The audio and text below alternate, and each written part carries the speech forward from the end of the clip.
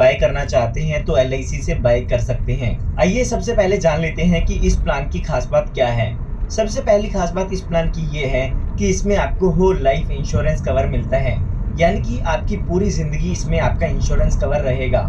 Life insurance में अक्सर ऐसा होता है कि आपकी जब उम्र ज़्यादा हो जाती है तो उस टाइम पर आपको इंश्योरेंस पॉलिसी नहीं मिलती है। तो अगर आप अपने लिए ये पॉलिसी ले लेते हैं तो आपका लाइफ टाइम इंश्योरेंस कवर इसमें रहता है। उसके बाद यहाँ पर दूसरा बेनिफिट है लाइफ टाइम गारंटीड इनकम का। यहाँ पर अगर आप ये पॉलिसी लेते हैं तो आपके बेसिक सम एश्योर्ड का 10% एनुअली आपको यहाँ पर गारंटीड इनकम मिलती है, जो कि जब तक आप जीवित रहेंगे तब तक आपको मिलती रहेगी, जिसे हम इनकम बेनिफिट कहते हैं। उसके बाद यहाँ पर आपको अगला बेनिफिट मिलता है, वो है प्रीमियम पेइंग टर्म। यहाँ पर मिनिमम 5 साल की दी गई है। आप में से काफी सारे लोग ऐसे हैं जो चाहते हैं कि कम टाइम पीरियड के लिए प्रीमियम की पेमेंट करनी पड़े, तो यहाँ पर उसके लिए मिनिमम 5 साल की टर्म दी गई है। आप प्रीमियम पेइंग टर्म 5 साल की भी चूज कर सकते हैं। अगर हम यहाँ पर जीवन उमंग की बात करें तो उसमें मिनिमम प्रीमियम पेइंग टर्म 15 साल की होती है। उसके बाद यहाँ पर चौथा और सबसे बेस्ट बेनिफिट है, वो है गारंटीड एडिशन का। यहाँ पर जो भी आपकी प्रीमियम पेइंग टर्म होती है उसके दौरान आपकी पॉलिसी में गारंटीड एडिशन ऐड किया जाता है। अगर हम LIC के बाकी इंश्योरेंस प्लान्स की बात करें तो उनमें आपकी पॉलिसी में हर साल बोनस ऐड किया जाता है, लेकिन इस प्लान में आपको गारंटीड एडिशन दिया जाएगा जो कि गारंटीड होगा। तो आइए अब जान लेते हैं कि इस प्लान को लेने के लिए यहाँ पर क्या क्या कंडीशंस दी गई है। तो सबसे पहले बात आती है मिनिमम एज की। तो मिनिमम एज यहाँ पर 30 दिन की दी गई है, यानी कि आप अपने बच्चे के लिए भी इस पॉलिसी को ले सकते हैं। उसके बाद यहाँ पर मैक्सिमम एज की बात करें तो मैक्सिमम एज 65 ईयर्स की दी गई है। 30 दिन के बच्चे से लेके 65 साल तक के व्यक्ति इस पॉलिसी को ले सकते हैं। उसके बाद यहाँ पर अगर हम बात करें प्रीमियम पेइंग टर्म की, तो प्रीमियम पेइंग टर्म 5 साल से लेके 16 साल तक की दी गई है। इसके बीच की कोई भी प्रीमियम पेइंग टर्म आप चूज कर सकते हैं। उसके बाद यहाँ पर बात आती है मिनिमम एज और मैक्सिमम एज की। तो यहाँ पर LIC ने एक टेबल दी हुई है जिसकी मदद से हम जान सकते हैं कि आपकी मिनिमम एज और मैक्सिमम एज कितनी होनी चाहिए। तो यहाँ पर अगर आप 16 साल की प्रीमियम पेइंग टर्म लेना चाहते हैं तो 30 दिन के बच्चे से लेके 59 ईयर्स तक के व्यक्ति इस पॉलिसी को ले सकते हैं। और अगर आप यहाँ पर 10 साल की प्रीमियम पेइंग टर्म लेना चाहते हैं तो मिनिमम 6 साल की एज होनी चाहिए और मैक्सिमम 65 ईयर्स तक के व्यक्ति इस पॉलिसी को ले पाएंगे। ठीक इसी तरह से अगर आप 5 साल की प्रीमियम पेइंग टर्म लेना चाहते हैं तो मिनिमम 8 साल की एज दी गई है और मैक्सिमम 65 ईयर्स की एज दी गई है। उसके बाद यहाँ पर बात आती है मिनिमम सम एश्योर्ड की, यानी कि कम से कम बीमा आप इसमें कितने रुपए का ले सकते हैं। तो वो अमाउंट यहाँ पर 5 लाख रुपए का दिया गया है। 5 लाख रुपए का मतलब ये नहीं है कि इसमें आपको 5 लाख रुपए पे करने होंगे। इसके बेसिस पर ही आपका जो इंश्योरेंस कवर है वो यहाँ पर कैलकुलेट किया जाता है। उसके बाद यहाँ पर बात आती है मैक्सिमम सम एश्योर्ड की, यानी कि ज्यादा से ज्यादा बीमा आप इसमें कितने रुपए का ले सकते हैं। तो उसके लिए यहाँ पर कोई भी लिमिट नहीं है। आइए अब एक एग्जांपल की मदद से इस पूरे इंश्योरेंस प्लान को समझते हैं। तो यहाँ पर हम एग्जांपल को समझने के लिए मान लेते हैं कि जो आपकी एज है वो 30 साल की है और जो सम एश्योर्ड आप लेना चाहते हैं वो 10 लाख रुपए का लेना चाहते हैं। साथ ही साथ हमें प्रीमियम पेइंग टर्म भी सिलेक्ट करनी होगी। तो हम मान के चलते हैं कि आप 16 साल की प्रीमियम पेइंग टर्म लेना चाहते हैं। तो यहाँ पर अगर हम इसके प्रीमियम की कैलकुलेशन करते हैं तो 1 साल का जो प्रीमियम हमें पे करना होगा विद GST वो होगा 61,133 रुपए का। फर्स्ट ईयर में जो GST रेट होगा वो 4.5% का है। उसके बाद यहाँ पर 2.25% का GST रेट होता है। तो सेकेंड ईयर से आपको जो प्रीमियम पे करना होगा वो होगा 59,816 रुपए ईयरली का। इस प्रीमियम को आप 3 महीने में, 6 महीने में या हर महीने भी पे कर सकते हैं। तो यहाँ पर हमारी एज 30 साल की हो चुकी है। पॉलिसी लेते समय हमें प्रीमियम की पेमेंट करनी होगी और लगातार हमें 16 सालों तक प्रीमियम की पेमेंट करनी होगी, क्योंकि जो हमारी प्रीमियम पेइंग टर्म है वो 16 साल की है। तो 16 साल प्रीमियम पे करने के बाद यहाँ पर हमें 2 साल वेट करना होगा। यहाँ पर आपको 2 साल का डेफरमेंट पीरियड दिया गया है। जब यहाँ पर ये डेफरमेंट पीरियड खत्म हो जाएगा तो उसके बाद यहाँ पर हमें पॉलिसी के बेनिफिट मिलना शुरू होगी। तो यहाँ पर हमारे एग्जाम्पल के हिसाब से जब 19th ईयर होगा तो उस टाइम पर हमें इसके इनकम बेनिफिट मिलेगी या हमें सर्वाइवल बेनिफिट मिलता है। अब यहाँ पर आप ये जरूर जानना चाहते होंगे कि ये 2 साल का डेफरमेंट पीरियड कहाँ से आया है। तो उसके लिए LIC ने सर्वाइवल बेनिफिट शेड्यूल दिया हुआ है। तो आइए उसको देखते हैं। तो यहाँ पर LIC ने बताया है कि अगर आप 16 साल की प्रीमियम पेइंग टर्म चूज करते हैं तो आपको जो बेनिफिट पॉलिसी के मिलना शुरू होगी वो 19th ईयर में होते हैं। ठीक इसी तरह से अगर आप 10 ईयर की प्रीमियम पेइंग टर्म चूज करते हैं तो आपको पॉलिसी के 13th ईयर से पॉलिसी के बेनिफिट मिलना शुरू होगी। ठीक इसी तरह से अगर आप 5 साल की प्रीमियम पेइंग टर्म लेते हैं तो पॉलिसी के 11वें साल से आपको पॉलिसी के बेनिफिट मिलना शुरू होगी।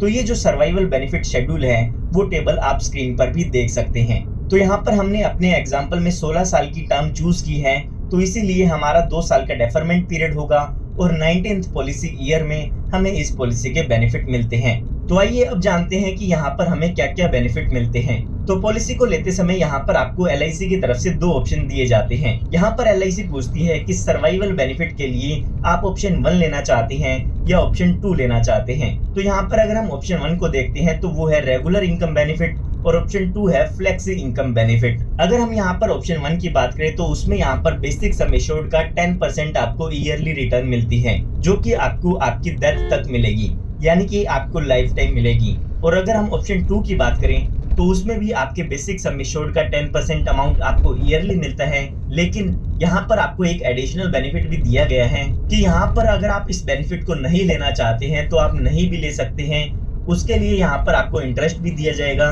जो भी आपका बैलेंस अमाउंट होगा उस पर 5.5% का इंटरेस्ट ईयरली कंपाउंडिंग दिया जाएगा। तो यहाँ पर आप इन दोनों ही ऑप्शन में से कोई भी ऑप्शन चूज कर सकते हैं। अभी के लिए हम मान के चलते हैं कि हम पहला ऑप्शन चूज करना चाहते हैं, जिसमें हमारा जो बेसिक सम एश्योर्ड होगा उसका 10% हमें लाइफ टाइम मिलता है। तो यहाँ पर जब हमारी पॉलिसी का 19th ईयर होगा तो हमारे सम एश्योर्ड का 10% यानी कि 10 लाख रुपए का 10% जो कि 1 लाख रुपए ईयरली होता है वो हमें लाइफ टाइम मिलता रहेगा। उसके बाद यहाँ पर इस पॉलिसी की मैच्योरिटी नहीं होती है। इस पॉलिसी में आपको सर्वाइवल बेनिफिट लाइफ टाइम मिलता रहता है। हालांकि यहाँ पर अगर आप अपनी पॉलिसी को बीच में बंद कराना चाहें तो अपनी पॉलिसी को बंद करा के उसकी सरेंडर वैल्यू भी ले सकते हैं। अब ये सरेंडर वैल्यू कितनी होगी वो उसी टाइम पर पता चलता है।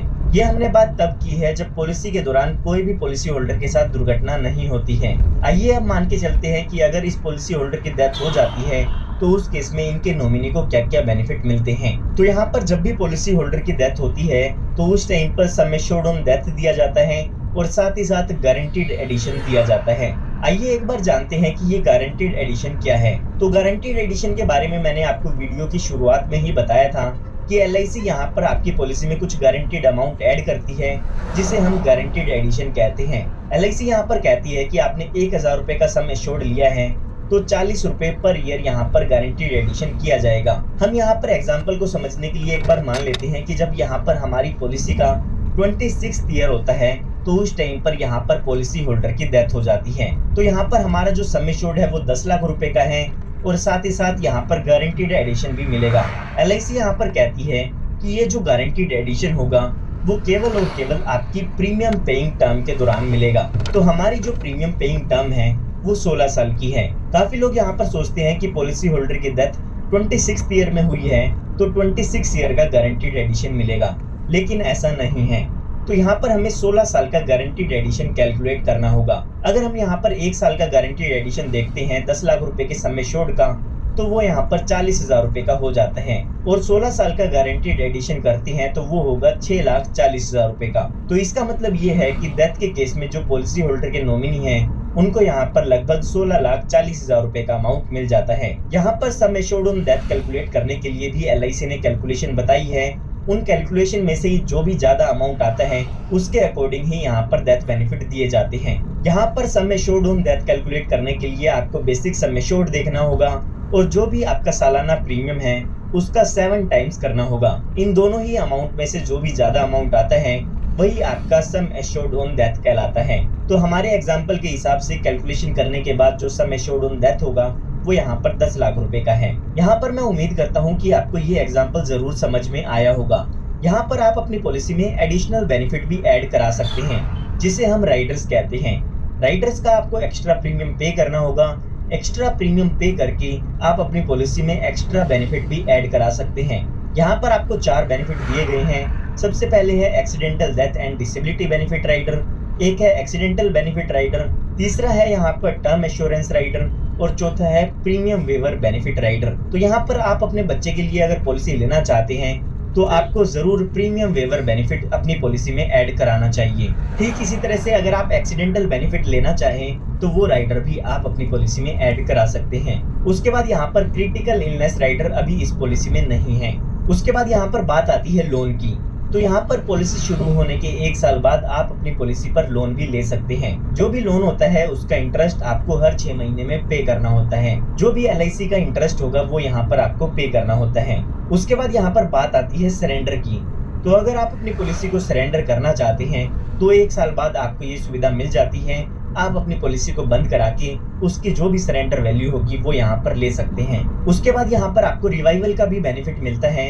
कई बार ऐसा होता है कि आप अपनी पॉलिसी को कंटिन्यू नहीं कर पाते हैं, तो उस केस में जो आपकी पॉलिसी है वो लैप्स हो जाती है। तो यहाँ पर LIC की तरफ से 5 साल का टाइम पीरियड दिया जाता है, जिस टाइम पीरियड के अंदर आप अपनी पॉलिसी को फिर से शुरू करा सकते हैं। उसके बाद यहाँ पर आपको ग्रेस टाइम पीरियड भी मिल जाता है, जिसके अंदर आप बिना किसी लेट फीस के अपने पॉलिसी के प्रीमियम की पेमेंट कर सकते हैं। अगर आपने monthly premium payment option choose किया है तो आपको 15 दिन का ग्रेस टाइम पीरियड मिलता है, और अगर आपने अदर मोड चूज किया है तो उसमें आपको 30 दिन का ग्रेस टाइम पीरियड मिल जाता है। उसके बाद यहाँ पर बात आती है मोड ऑफ प्रीमियम पेमेंट की। तो यहाँ पर आपको 4 पेमेंट के ऑप्शन मिल जाते हैं। आप मंथली प्रीमियम की पेमेंट कर सकते हैं, क्वार्टरली कर सकते हैं, हाफ ईयरली कर सकते हैं, या फिर ईयरली प्रीमियम की पेमेंट कर सकते हैं। तो यहाँ पर अगर आप monthly premium payment option choose करना चाहते हैं तो आपको नेच करना होगा, या फिर सैलरी सेविंग स्कीम्स का ही ऑप्शन आपके पास अवेलेबल है। और अगर आप यहाँ पर नेच ऑप्शन कराते हैं जो कि आपके बैंक अकाउंट से डायरेक्टली प्रीमियम डिडक्ट करता है,